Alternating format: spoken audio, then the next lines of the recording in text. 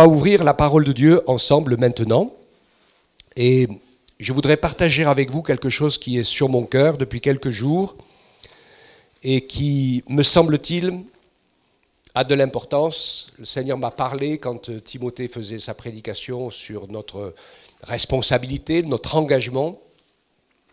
Et il y a un mot, une phrase, un morceau de verset qui est revenu à mon esprit et qui m'a parlé comme jamais il m'avait parlé. C'est 1 Corinthiens 6, 19 et 20. On le relira ensemble sur la fin de la prédication, mais je vais juste vous citer la partie de verset qui m'a touché. C'est « Votre corps est le temple du Saint-Esprit. » Votre corps est le temple du Saint-Esprit. Et c'est quelque chose qu'on lit, mais en fait, c'est une révolution. Je vais vous parler de la personne du Saint-Esprit, je vais vous parler du ministère du Saint-Esprit, et je vais vous parler de comment on peut vivre avec le Saint-Esprit habitant dans notre corps. Parce que ce que la Bible nous montre, et c'est essentiel, c'est que la foi en Jésus n'est pas une religion, n'est pas une idéologie avec une doctrine, une théologie, et des choses qui donnent des explications à tout, mais la vie chrétienne est une vie nouvelle. Alléluia. Il y a même des gens, et heureusement, des enfants, des jeunes, des moins jeunes, des personnes âgées qui n'ont pas fait de théologie, qui ne savent pas lire, qui ne savent pas écrire, qui ne savent pas expliquer tout un tas de concepts très compliqués comme je vais essayer de vous expliquer ce matin. Enfin, je vais essayer de ne pas trop compliquer quand même, mais qui quand même sont nés de nouveau, savent qu'ils sont habités et remplis par le Saint-Esprit, parce qu'il l'a invité. Je voudrais quand même dire cette première chose, c'est que le Saint-Esprit ne nous habite pas malgré nous. Si, quand même. Et je vais vous donner déjà une petite explication. Vous avez lu dans l'Apocalypse les 7 esprits de Dieu? Qui c'est qui a lu ça déjà? Vous l'avez déjà lu? Est-ce que vous avez lu la vision d'Ézéchiel? Cette vision incroyable avec ces roues multi-roues qui roulent les unes à l'intérieur des autres, recouvertes Dieu en dedans et en dehors, et qui bougent chacun dans leur direction tout en allant tous ensemble du même côté. C'est une figuration de la personne du Saint-Esprit. Et quand il emploie le chiffre 7, c'est pour montrer que l'Esprit de Dieu fait toute l'œuvre de Dieu, c'est lui qui accomplit tout. C'est lui le travailleur, c'est lui l'acteur. Nous sommes en ce moment sous le ministère du Saint-Esprit. Jésus, vous savez où il est dans le ciel. Il fait plusieurs choses, on en parlera dans le ciel. Il intercède pour nous, il nous prépare une place, et il prépare son retour et son mariage. Vous savez, l'épouse, avec l'Église. Donc il fait tout ça, Jésus. Et donc bien sûr qu'il nous connaît, qu'il vit, et parce que l'Esprit se déplace, il est partout à la fois. Hein. Donc voilà, j'ai déjà dit beaucoup de choses. L'Esprit Saint est une personne. Faisons alliance avec l'Esprit Saint, invitons l'Esprit Saint à nous transformer, invitons l'Esprit Saint à nous remplir, et nous devons être des vases remplis d'huile. Le premier élément, l'Esprit Saint est une personne.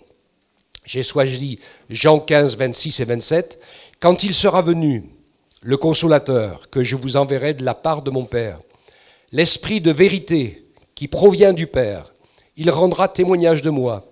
Et vous aussi vous rendrez témoignage, parce que vous êtes avec moi depuis le commencement. » Alors avant de parler de la personne du Saint-Esprit, je vais parler un petit peu de la Trinité pour nous rappeler quelque chose d'essentiel.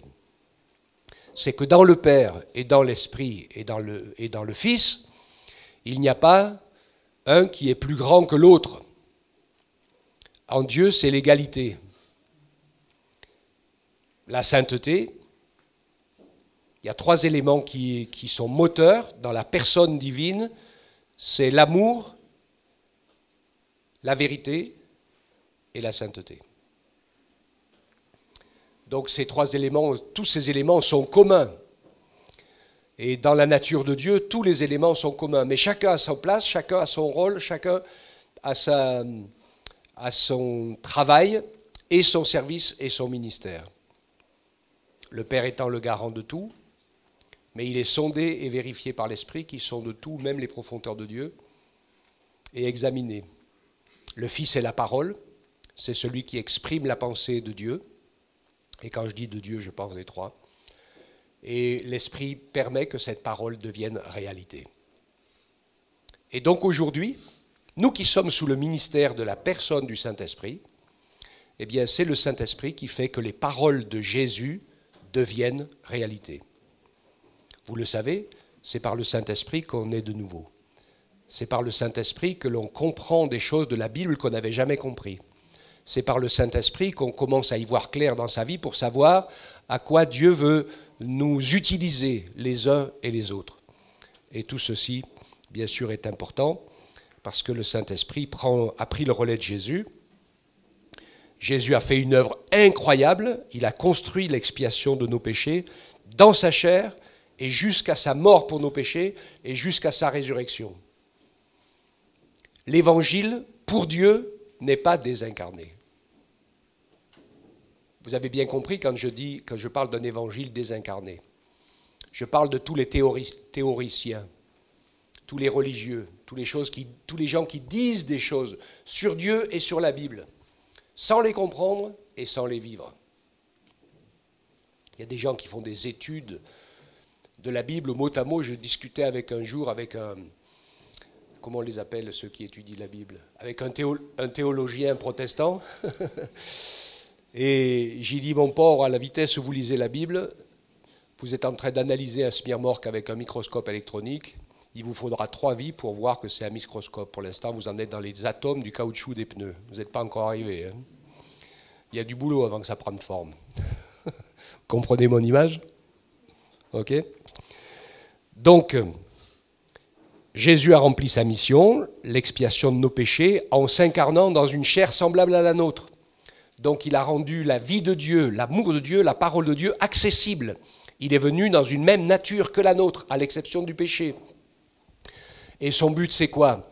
Son but, c'est pas que nous croyions uniquement à ce qu'il a fait et ce qu'il dit, c'est que nous en vivions, que nous puissions nous nourrir de son œuvre, que nous puissions ouvrir nos yeux dans son œuvre et que nous puissions expérimenter son œuvre à l'égard de chacun d'entre nous. Donc l'Esprit Saint a particulièrement 3 missions: nous faire vivre l'Évangile par la nouvelle naissance, par la révélation, par la connaissance, par l'appel que nous avons au service les uns et les autres. Alors vous dites, peut-être c'est pas très clair pour moi le service que Dieu me demande. Alors je vais vous donner une clé. Commence à servir. Fais ce que ta main trouve à faire. Et pendant que tu seras en train de servir dans des choses toutes simples, pratiques, banales, même faire du ménage. La famille Tétani et je ne sais plus qui ont fait le ménage samedi, non? T'étais avec qui aussi? Avec Omer, Corinne et Omer. Ils nous ont fait un nettoyage impeccable. Ça faisait longtemps que ça n'avait pas été nettoyé, impeccable. C'est du corps à l'évangile. Pourquoi? Parce qu'on en profite tous. Parce que sinon, ils font le ménage à la maison, hein. Ça ils le font, ils n'ont pas besoin de le faire ici. Mais en le faisant ici, dans toutes les équipes, on le fait pour nos frères et nos sœurs. Alléluia. Quand on donne de la nourriture à ceux qui sont dans le besoin, on le fait pour donner de la nourriture à ceux qui sont dans le besoin. On donne du corps à l'évangile, à l'amour de Jésus, qui nous a dit que de donner à ceux qui ont faim, de visiter ceux qui sont en prison, et d'habiller ceux qui ne sont pas vêtus, etc. Donc voilà, il y a des choses qui sont fondamentales et essentielles. Philippe, avant d'être un évangéliste, il était dans l'équipe des trésoriers de la première église de Jérusalem. Les 7 qui ont été élus, les 7 diacres élus pour faire les comptes, pour gérer l'argent commun, puisqu'ils avaient mis tout en commun, donc il y avait des sous à gérer. Hein. Donc on pense à Jean-Pierre dans nos prières, qui gère. J'avais le sourire ce matin, Jean-Pierre. Je me dis, il y a un truc spécial à Guéret. Celui qui compte la comptabilité, il faut qu'il sache faire de la sono. Parce que c'était notre spécialiste sono, c'était... Et Mustapha, c'était notre spécialiste trésorier. Il y a un truc là. Bon, voilà. Donc, je reviens à mon Philippe, puisque je me suis un peu égaré quand même. Et notre Philippe, eh bien, il a fait Un travail pratique, tout simple.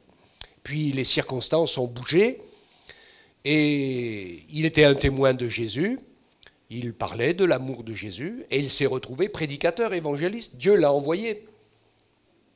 Si tu attends pour servir Dieu, que Dieu te dise ce que tu vas faire, tu vas attendre longtemps, et il ne te dira jamais rien. Commence. Fais ce que tu trouves à faire. Mets-toi au boulot. Et pendant que tu es en train de faire les choses, eh bien le Seigneur, il va aiguiller. Il va fermer certaines portes, il va en ouvrir d'autres, et ça deviendra de plus en plus précis dans ce que le Seigneur attend de chacun de nous. Donc l'Esprit de Dieu nous fait vivre toutes ces choses, notre nouvelle naissance, notre repentance, le pardon de nos péchés, c'est important ça. Prions et priez. Il y a vraiment besoin d'une action du Saint-Esprit pour convaincre de péché. Aujourd'hui, c'est très difficile. La mentalité des hommes et femmes, c'est orgueil et rébellion. On est tous contre, surtout la mentalité française. On n'est pas pour, on est contre. D'office, quand on nous dit quelque chose, on est contre. Et donc, le Seigneur veut que nous puissions comprendre qu'en Dieu, dans la nature trinitaire de Dieu, il y a humilité et soumission. En Dieu lui-même, il est l'exemple. C'est comme ça que Dieu est Dieu. Et chacun fait son boulot, remplit son service et fait sa part. Et c'est comme ça que tout peut s'accomplir et que Dieu se retrouve, bien sûr, et il est éternel. Donc, le Saint-Esprit va nous donner comme mission aussi d'annoncer l'Évangile sur toute la terre. Et puis, il va continuer à travailler pour nous transformer à l'image de Christ, ce qui s'appelle la sanctification. Puisque sans la sanctification, l'amour fraternel et la sanctification, nul ne verra le Seigneur. Alors, entrons dans l'Alliance. Jean, chapitre 20, versets 21 à 22. Jésus vient de ressusciter. Jésus apparaît au milieu de ses disciples, vivant et ressuscité. Et il va donner quelques paroles qui sont importantes et qui vont tout changer. Je suis convaincu, ça c'est moi, et je le dis, c'est moi parce que ce n'est pas écrit noir sur blanc, mais quand même les textes nous le montrent, que les disciples qui ont suivi Jésus jusqu'à sa mort, ils avaient du mal à comprendre où Jésus voulait les emmener. Vous êtes d'accord avec moi ? Ils étaient bien humains, ils nous ressemblaient comme deux gouttes d'eau. Ils avaient deux problèmes majeurs, le premier c'est qu'ils ne comprenaient rien, et le deuxième c'est qu'ils voulaient toujours savoir qui était le premier, ou le plus grand.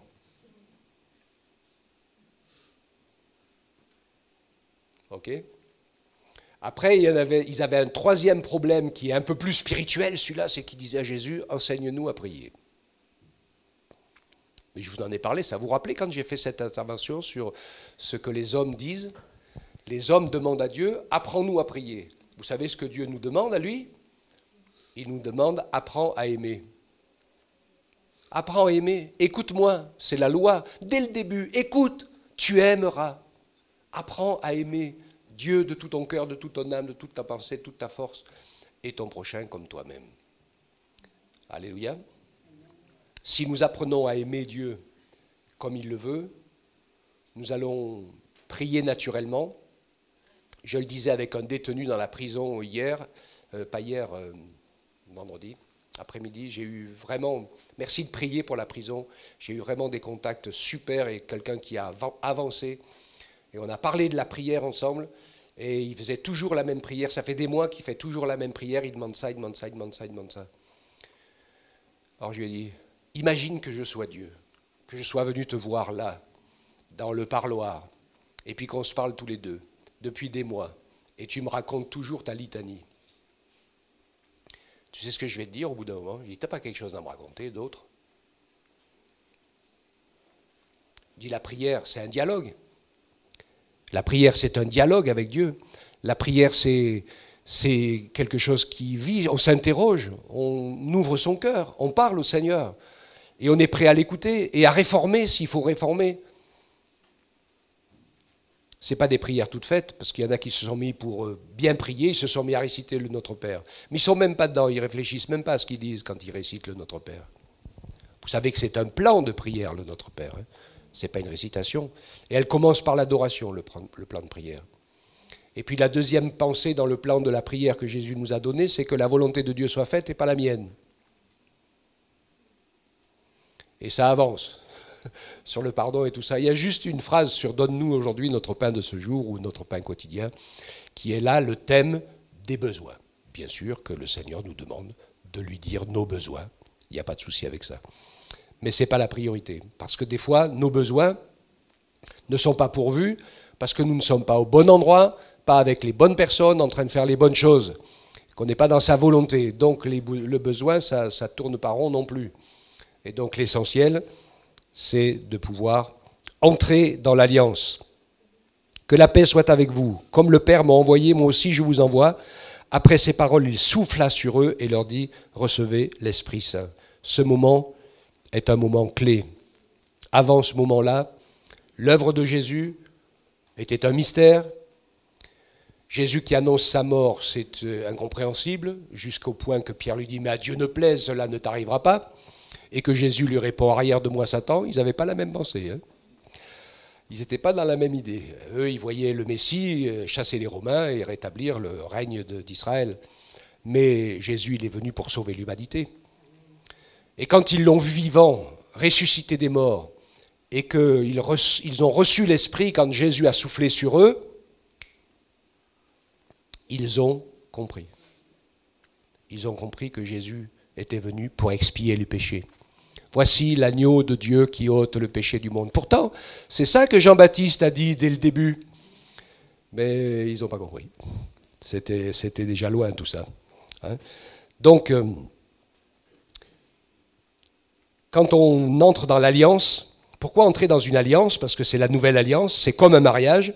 Et quand on entre dans un mariage, eh bien, ça implique notre esprit, ça implique notre âme, et ça implique notre corps. Et quand on entre dans l'alliance avec Dieu, grâce à Jésus qui a expié nos péchés et qui nous rend cette alliance possible, avant ça ne l'était pas, hein, vous le savez, ça a été un boom, une explosion universelle, extraordinaire, la mort de Jésus, avec la nuit qui vient sur la terre, avec le voile du temple qui se déchire, etc. Enfin, il y a eu des manifestations très très particulières. Et au moment où il meurt, et les tombes de certains croyants qui se sont ouvertes. Donc c'était impressionnant tout ce qui s'est passé. Parce que c'était un bouleversement spirituel incroyable. Jésus avait expié nos péchés. Nous pouvions être remplis du Saint-Esprit, pas seulement habillés comme avant, quand le Saint-Esprit s'occupait des prophètes, c'était comme une armure.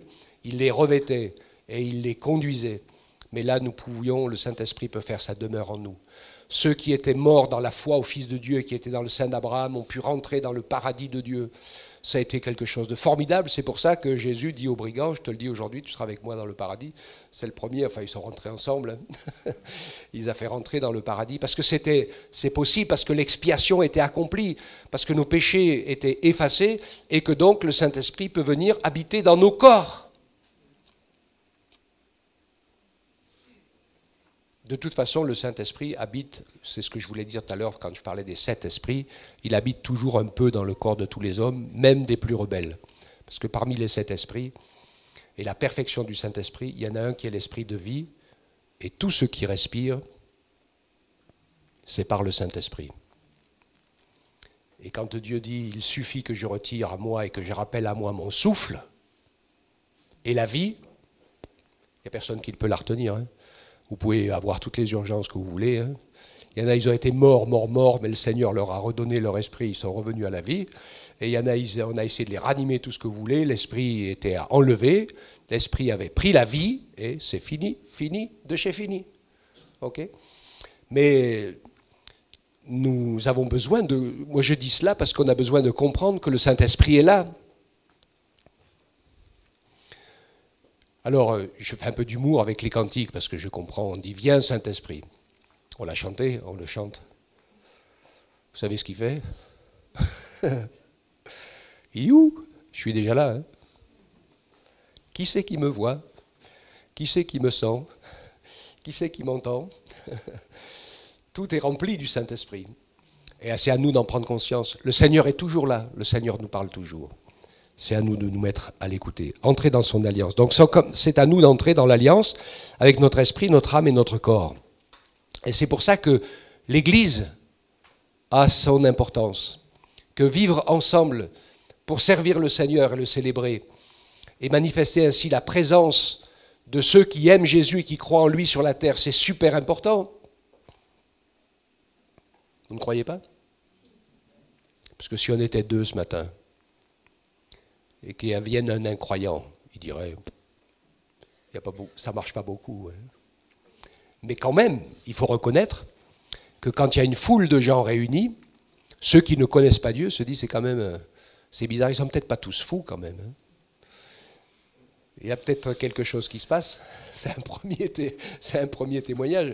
Et rien que ça, par le fait d'aimer le Seigneur et de le servir ensemble, c'est déjà un premier témoignage qui a son importance et qui n'est pas négligeable du tout, du tout. Donc, il veut nous permettre, le Saint-Esprit, de vivre une vraie relation avec Dieu, et il va nous en donner les moyens, puisqu'il nous habite. Donc, quand on lit la Bible et qu'on lui demande de nous éclairer, il va nous éclairer. Quand on prie et qu'on lui demande de nous inspirer, il va nous inspirer, même si on ne sait pas des fois pourquoi prier. Moi, il m'arrive des fois de me dire, je ne vais pas perdre mon temps dans une litanie de prière, ou je ne veux pas non plus perdre mon temps pour prier pour des choses pour lesquelles Dieu n'agira jamais. Ne perdez pas votre temps à prier pour que la vie s'améliore sur la terre. Perdez votre temps si vous faites ça. Hein. Parce que si vous lisez la Bible, vous verrez qu'il est écrit que ça va se dégrader, que ça va se détériorer, que la pression va monter. Ça risque même de devenir pas si simple que ça pour nous les croyants. Peut-être plus vite qu'on ne le pense. C'est une réalité. Et elle est prévue, elle est programmée. Jésus a annoncé que ces choses allaient arriver. Donc, ne priez pas bêtement non plus pour dire, parce que des fois c'est des prières d'enfants qui disent « Seigneur, guéris tous les malades ». Ne faites surtout pas ça. Parce que ça, c'est un bâton pour se faire moquer de nous. Les païens qui nous écoutent, ils disent « Il n'est pas très fort leur Dieu, parce que des malades, il n'y a que ça en remplit la planète ».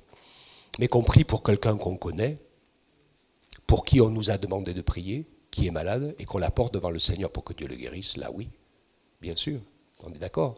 Priez les uns pour les autres, priez, imposez les mains aux malades, etc. Donc c'est pas généraliste, il y a plein de choses qui sont généralistes dans nos vies, mais que le Seigneur veut qu'elles soient bien sûr bien plus pointues. La lecture, la prière, la vie de l'Église, les œuvres de la foi, l'amour fraternel et la sanctification, bien sûr, sans laquelle nul ne verra le Seigneur, Hébreux 12, 14. Accomplir les œuvres de Dieu, Actes 1.8, mais vous recevrez une puissance, celle du Saint-Esprit survenant sur vous. Et vous serez mes témoins à Jérusalem, dans toute la Judée, dans la Samarie et jusqu'aux extrémités de la terre. Alors j'ai une petite pointe d'humour, c'est que le témoignage commence par et dans Jérusalem et la Judée. Alors malheureusement, pour tous ceux qui sont des adeptes de la théorie du remplacement, connaissez la théorie du remplacement. Qui c'est qui connaît la théorie du remplacement? Levez la main.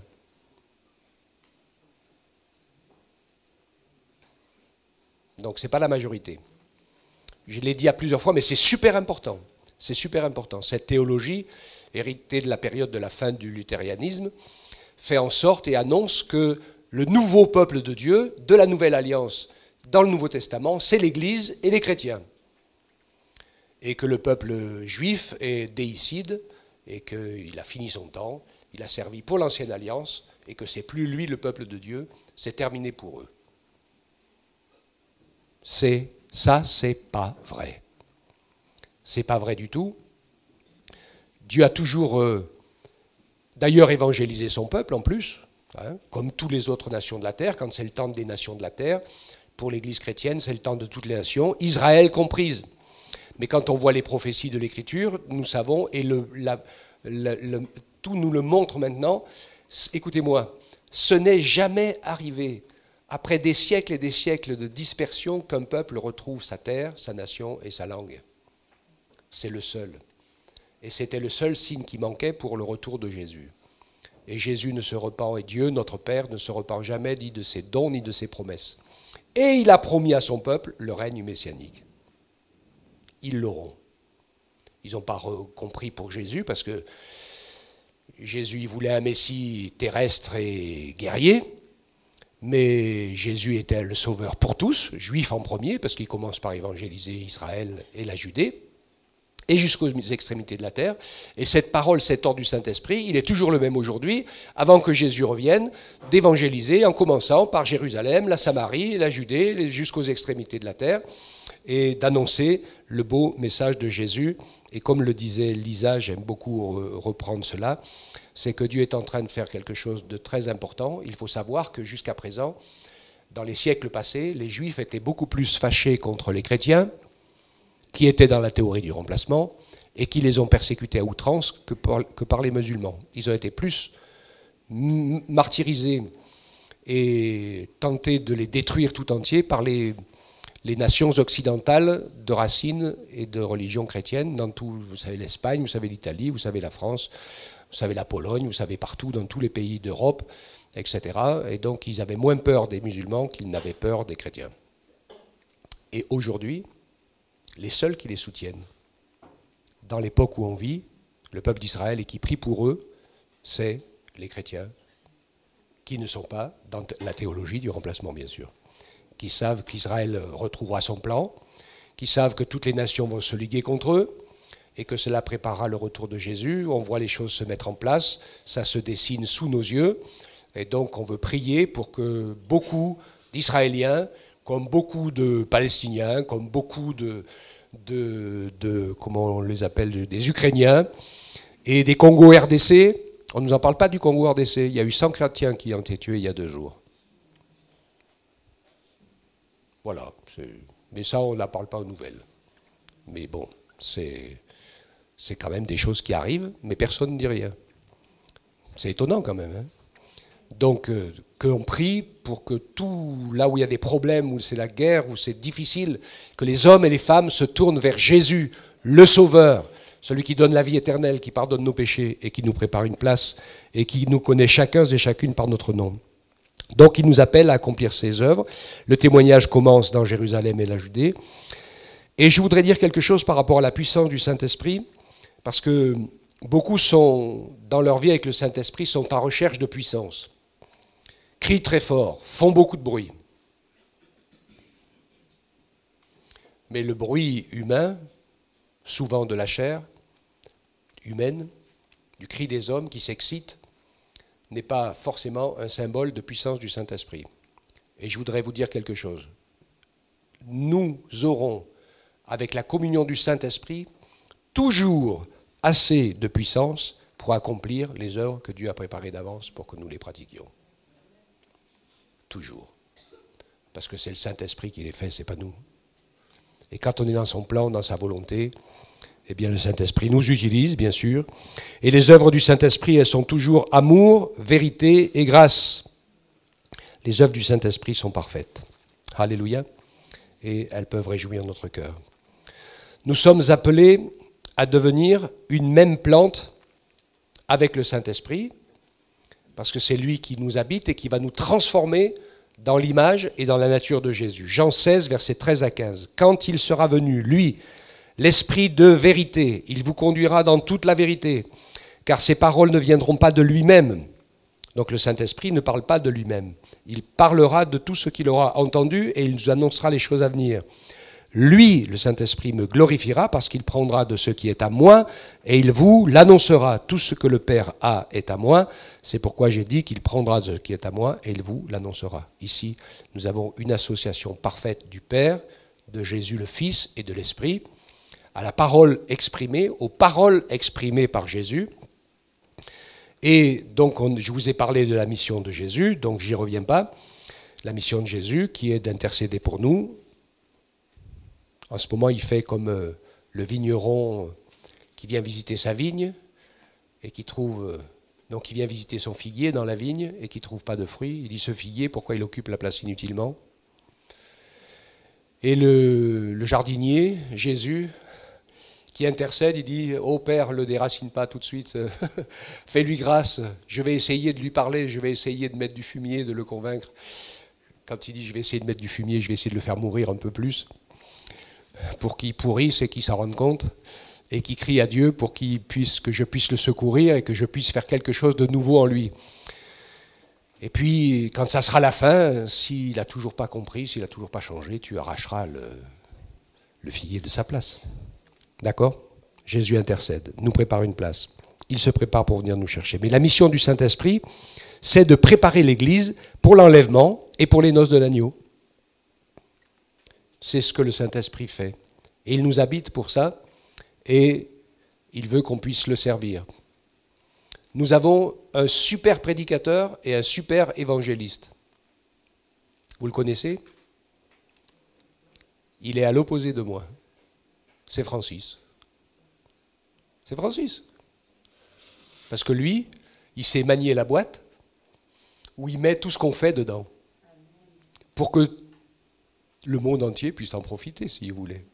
Ok? Heureusement qu'il le fait. Alléluia. Donc, voilà, c'est chacun notre service, chacun notre ministère, mais on l'est tous ensemble pour la parole, au profit de la parole, ceux qui s'occupent des enfants, des scouts, des ados, etc., ceux qui s'occupent d'accueillir, ne serait-ce que de prier. Vous savez que rien ne peut se faire sans la prière. La prière est un pouvoir, une puissance que le Saint-Esprit va nous inspirer dans nos prières. Et dit quand nous ne savons pas quoi demander dans nos prières, eh bien le Saint-Esprit nous inspire. Nous pouvons passer du temps, comme l'apôtre Paul le disait, je parle en langue plus que vous tous, et dans ma prière personnelle, je parle beaucoup en langue, parce que je sais que le Saint-Esprit dit et fait des choses qu'on n'arrive pas à comprendre, mais il construit, il construit, il construit, il construit, et il fait son œuvre, il fait de la bonne soupe qui est très nourrissante. Amen. Alors, le Saint-Esprit prépare l'Église pour l'enlèvement et pour les noces de l'agneau. Alors ça, c'est un événement temporel qui aura lieu à un moment donné et qui a son importance, mais il viendra quand il viendra. Je me rappelle quand le Seigneur m'a appelé au ministère, et pour répondre à la proposition qui m'était faite pour entrer dans le ministère, il fallait que je renonce à me marier dans les 2 ans qui venaient, alors qu'on était fiancés depuis 1 an. C'était un choix difficile. Je dis, Seigneur, comment je vais faire ce choix? Parce que le frère ne m'a pas obligé, il m'a dit, tu te maries, tu rentreras dans le ministère plus tard. Mais si tu veux rentrer maintenant, fais pas les 2 choses en même temps. Ne te marie pas et rentre pas dans le ministère en même temps. Diffère-les un peu, au moins 2 ans. Pour faire le ministère comme il faut. Que tu ne fasses pas la moitié des choses, la moitié du mariage et la moitié du ministère. Ce n'est pas une obligation, j'étais pas coincé, je disais oui, je disais non, c'est tout. Et je dis, Seigneur, comment je vais faire? Moi, je voudrais bien me marier quand même. Vous savez ce qu'il m'a répondu, le Saint-Esprit? Si je reviens ou que je te reprends cette nuit, tu feras ni l'un ni l'autre. Donc j'ai compris le message. J'ai dit, ok, je commence par le service, et puis le Seigneur fera les choses, toutes choses belles en son temps, et c'est ce qu'il a fait. Et heureusement qu'il a fait comme ça, parce que finalement j'étais tellement dur et tordu de caractère que ça aurait peut-être pas duré longtemps dans le mariage. Parce que Marie-Hélène, elle a beaucoup supporté avec moi. Et donc ça a été une préparation, un renoncement. Dieu sait les choses. Et donc c'est important pour nous que sa volonté soit faite, et pas la nôtre. Et de se dire, j'attends que ça chauffe un peu pour me convertir, parce qu'avant que Jésus revienne, je vais me convertir au dernier moment. Et si tu meurs cette nuit, tu fais quoi?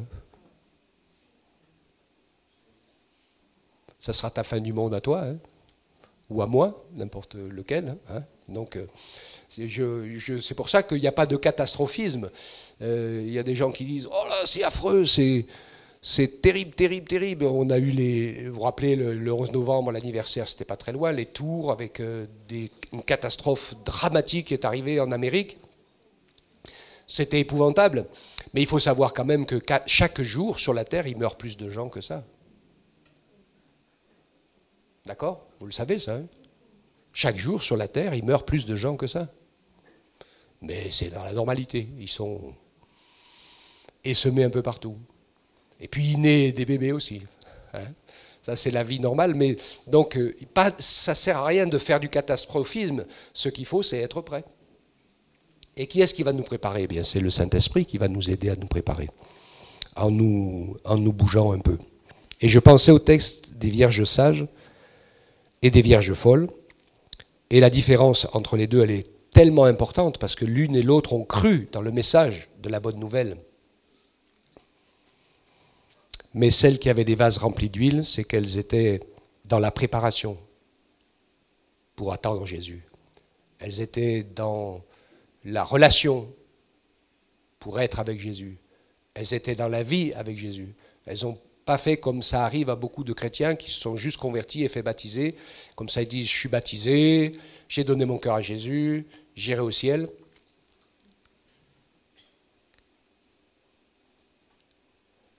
Vous savez pourquoi la vie chrétienne est difficile? Est-ce que vous savez pourquoi la vie chrétienne est difficile? Parce que Dieu prendra dans son ciel pour l'éternité avec lui que ceux qui l'aiment.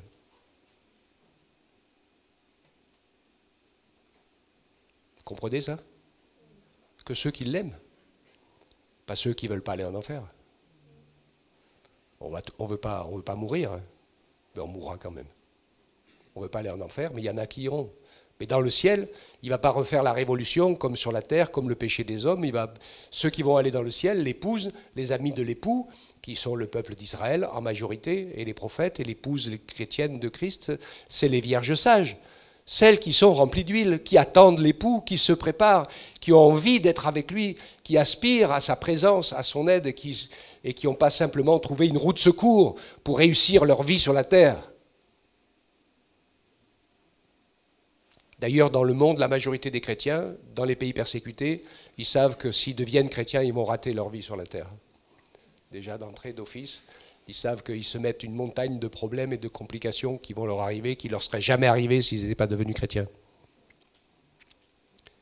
L'amour, la vérité et la grâce.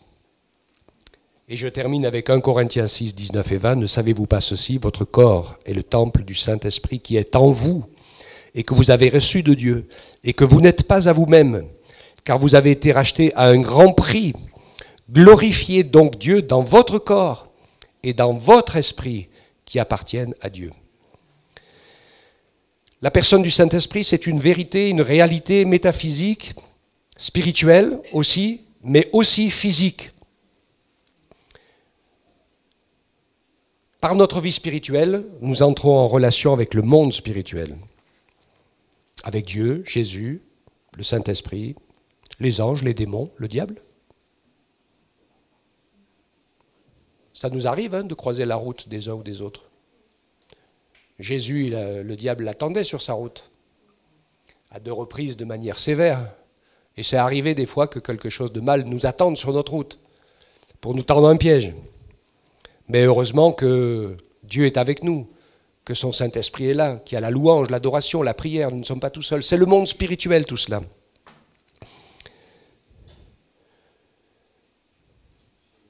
Mais il va rentrer, il habite dans notre corps. C'est pour ça que j'insiste sur le fait même d'adorer Dieu et de prier à haute voix.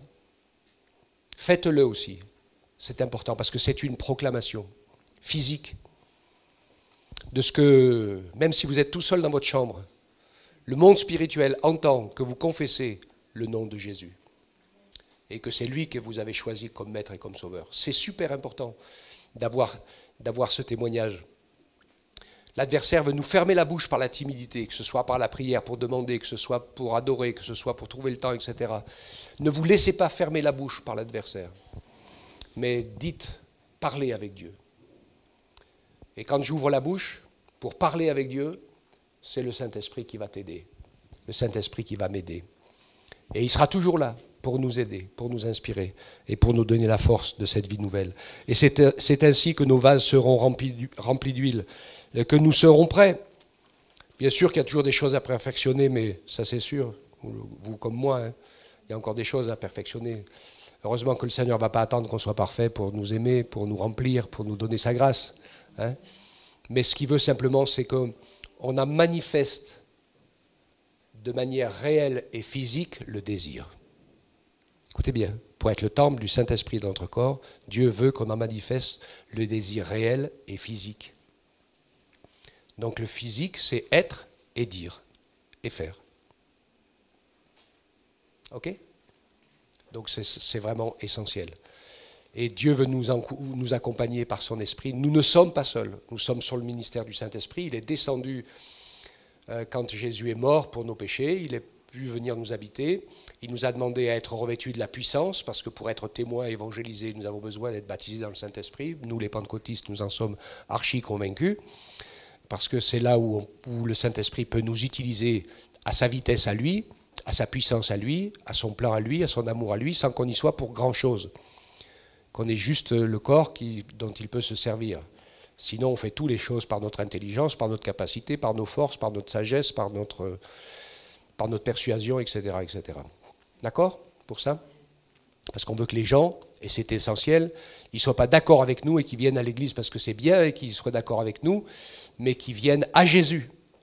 Que chacun vienne à Jésus, que chacun ait une relation avec Jésus, que chacun soit rempli du Saint-Esprit et qu'on puisse ainsi manifester cette vie jusque dans notre corps, qui est son temple. Et c'est pour ça que le Seigneur nous invite, bien sûr, à ne pas faire n'importe quoi avec notre corps, qui est son temple. Évidemment. Surtout l'inconduite et l'immoralité. Évidemment. Amen. On remercie le Seigneur. Père, nous te bénissons pour tous tes plans d'une sagesse incroyable.